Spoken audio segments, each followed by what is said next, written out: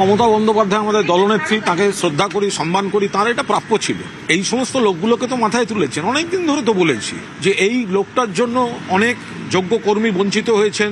তাপস রায় বা সজল ঘোষ যারা ছিলেন তাদের উপর নির্যাতন করে তাদের স্পেস কমিয়ে দিয়ে সরিয়ে দেওয়া হয়েছে।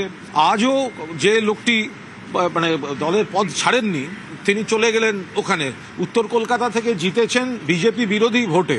এই সমস্ত লোকগুলি মানে রাজনীতিটাকে এবং দলটাকে নোংরা করে দিয়ে গেছে। আমার জীবনটাকে কয়লা মাখিয়েছিলেন এক সময়। সুদীপদাকে নেওয়া মানে তো বিজেপির আবার buy one get one free, একটা চলমান বিউটি পার্লার চলে গেল সঙ্গে। বিজেপির দারুণ মার্কেটিং হচ্ছে এগুলো। যেদিন মমতা বন্দ্যোপাধ্যায়ের বাড়িতে সিআইডি এলো, সুদীপ বন্দ্যোপাধ্যায় আমায় ফোন করেন, কুণাল তুমি কোথায়? আমি বললাম এই তো আমি মমতা বন্দ্যোপাধ্যায়ের বাড়িতে। বললো নয়না যাচ্ছে তোমাদের ওখানে, একবার থাকা উচিত। বললাম আসুক। বসে আছি নয়না দিয়ে আর এসে পৌঁছলো না, সুদীপদা বিজেপিতে পৌঁছে গেল।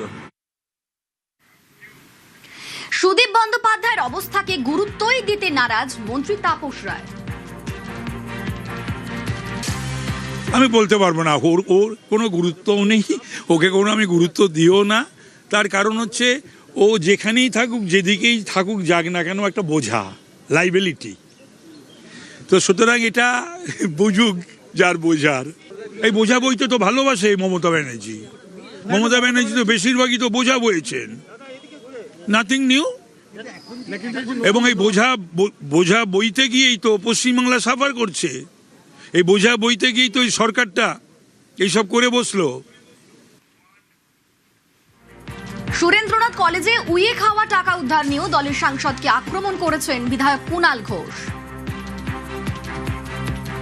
এই যে সুরেন্দ্রনাথ কলেজ, এই যে উইয়ে খাওয়া টাকা, এই যে ভেতরের নানা জিনিস, এর সঙ্গে কোনো যাতায়াত আছে কি না সেগুলো তো সব তদন্ত সাপেক্ষ। এখন গিয়ে পায়ে পড়ছে হয়তো।